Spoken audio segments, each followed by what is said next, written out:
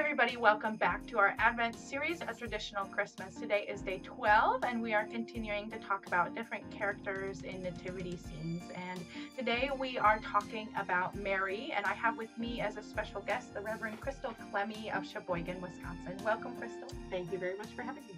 Crystal, tell us a little bit about Mary. How is she typically depicted in artwork of nativity scenes?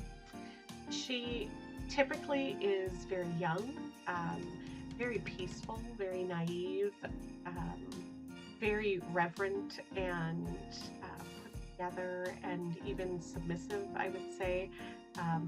A lot of things that you wouldn't expect from a person who just had given birth in a barn.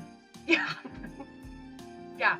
Even from a modern birth in a hospital, you do not look put together and No. peaceful and prayerful the way that Mary does. No, not even kind of. So it's not particularly realistic for what we might imagine, but it's also not a particularly good representation of the way that Mary is depicted in the biblical text. Crystal, could you tell us more about that? How is Mary described in the Bible story?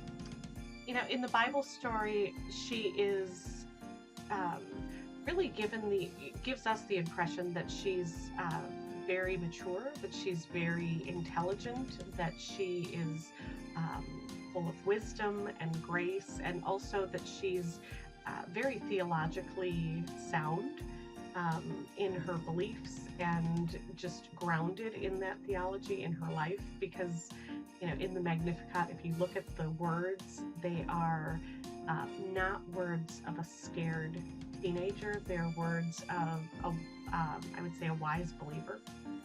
Yeah, the Magnificat that Mary speaks is a testimony that she gives to what God has done in her life, but not just for her life, but what God is doing in the world around her too.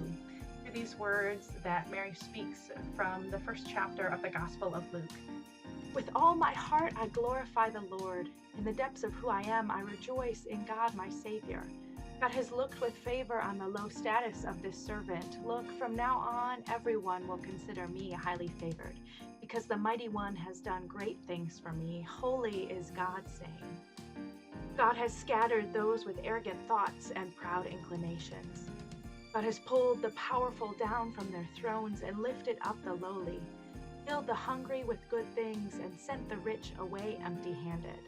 God has come to the aid of the servant Israel, remembering mercy, just as was promised to our ancestors, to Abraham and to Abraham's descendants forever.